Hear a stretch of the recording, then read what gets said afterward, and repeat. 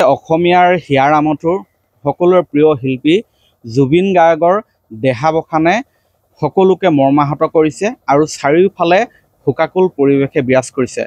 আৰু এই শোকাকুল পৰিৱেশৰ মাজতে শাৰদীয় দুৰ্গোৎসৱক অনুষ্টুপীয়াকৈ হ'লেও আদৰিবলৈ সাজু হৈছে শিৱসাগৰীয়া বহু পূজা কমিটি।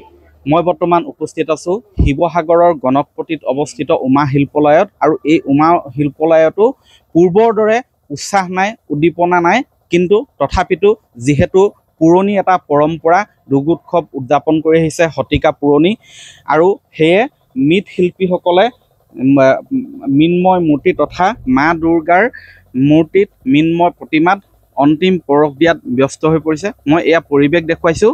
যদিও এবাৰ ধুমধামেৰে তথা অতি জাক জমকতাৰে দুৰ্গা পূজা উদযাপন কৰা এবাৰ হয়তো সম্ভৱ নহ'ব বা নহয়, সেয়া মনেও নকয়, কিন্তু তাৰ মাজতে মৃৎশিল্পীসকলে আজি 5-6 দিন ধৰি তেওঁলোকে কাম কাজ আচলতে বন্ধ ৰাখিছিলে প্ৰতিমা নিৰ্মাণত, কিন্তু আজি তেওঁলোকে নিৰ্মাণ কৰিছে, তেওঁলোকে অন্তিম পৰশ দিয়াত ব্যস্ত হৈ পৰিছে। মই প্ৰথমে আপোনাৰ ওচৰলৈ আহিছোঁ।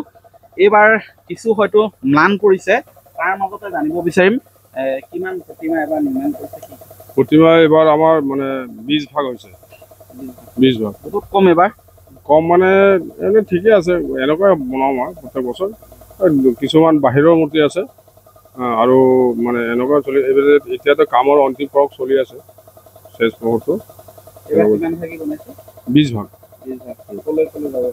আমাৰ ইয়াৰ পৰা ডিগবৈ যাব, নাজিৰা যাব, আমগুৰি যাব, আৰু বাকীখিনি চব শিৱসাগৰ টাউনত।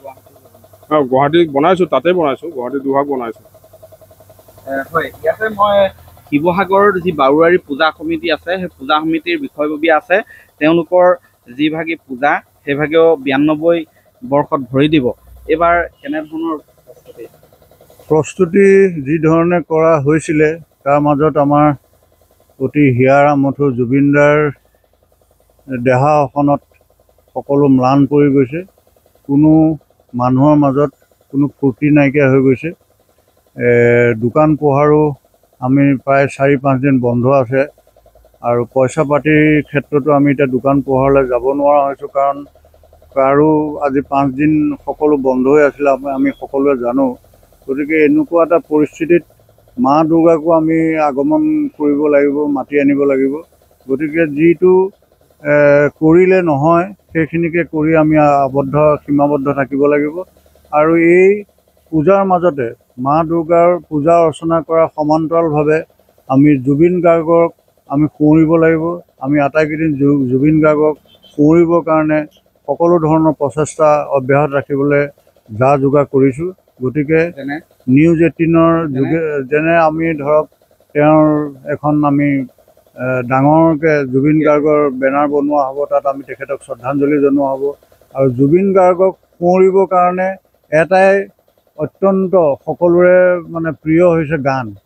সেই গানৰ যোগেদি জুবিন গাৰ্গক আমি 5টা দিন পূজা মঞ্চত আমি তেখেতক স্মৰণ কৰিবৰ কাৰণে আমি বিভিন্নজনৰ হতুৱাই আমি গান গোৱাম। অকল জুবিন গাৰ্গৰ গান হ'ব, তাত আনৰ কোনো গান নহয়, আৰু কোনো ৰং ৰহস্য তাত আমি নকৰোঁ এইবাৰ।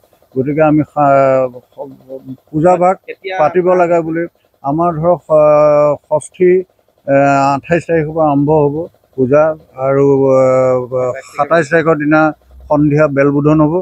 আৰু সেইমতে আমাৰ পূজাৰ যিখিনি আমাৰ প্ৰতিযোগিতা আছে, প্ৰতিযোগিতাখিনি আমাৰ বাৰোৱা মহিলা মঞ্চৰ প্ৰতিযোগিতাখিনি কৰিব। আৰু এই নিউজ 18-ৰ যোগেদি সমগ্ৰ অসমবাসীলৈ শাৰদীয় দুৰ্গোৎসৱৰ আন্তৰিক শুভেচ্ছা জনাইছোঁ। হয়, এনেধৰণেই বৰ্তমান আয়োজন চলিছে। আৰু কৈছোঁৱেই যে এইবাৰ আমাৰ হেঁপাহৰ মৰমৰ জুবিন গাৰ্গ যিহেতু তেখেতৰ দেহাৱসান হৈছে, গতিকে অনুষ্টুপীয়াকৈ হ'লেও আচলতে যিবিলাক ৰীতি নীতি আছে দুৰ্গোৎসৱৰ, সেইবিলাক পুৰাতন ৰীতি নীতিবিলাক পালন কৰাৰ অৰ্থেই আচলতে দুৰ্গোৎসৱৰ এবাৰ আয়োজন কৰা হৈছে। কিন্তু তাৰ মাজত এইবাৰ সংযোগ ঘটিছে যে শিৱসাগৰৰ বাৰোৱাৰী দুৰ্গা পূজা সমিতিয়ে তেওঁলোকে জুবিন গাৰ্গৰ বাবে তাত আছুতীয়াকৈ সেই পূজা মণ্ডপৰ কাষতে তেওঁলোকে আমাৰ হাৰ্টথ্ৰব জুবিনদাৰ গীত পৰিৱেশনৰো তেওঁলোকে এবাৰ ব্যৱস্থা কৰিছে। বিভিন্ন শিল্পীৰ হতুৱাই গীত পৰিৱেশন কৰাব আৰু তেওঁৰ প্ৰতি শ্ৰদ্ধাঞ্জলি জ্ঞাপন কৰিব। গতিকে এনেধৰণে এবাৰ শাৰদীয় দুৰ্গোৎসৱক আদৰিবলৈ সাজু হৈছে এই শোকাকুল পৰিৱেশৰ মাজতো পূজা সমিতিসমূহে। আপুনি বিচৰা বাতৰি পাব কেৱল নিউজ 18 এপত। নিউজ 18 এপ ডাউনলোড কৰিবলৈ স্কেন কৰক এই QR কোড। গুগল প্লে ষ্টৰতো পাব এই নিউজ 18 এপ।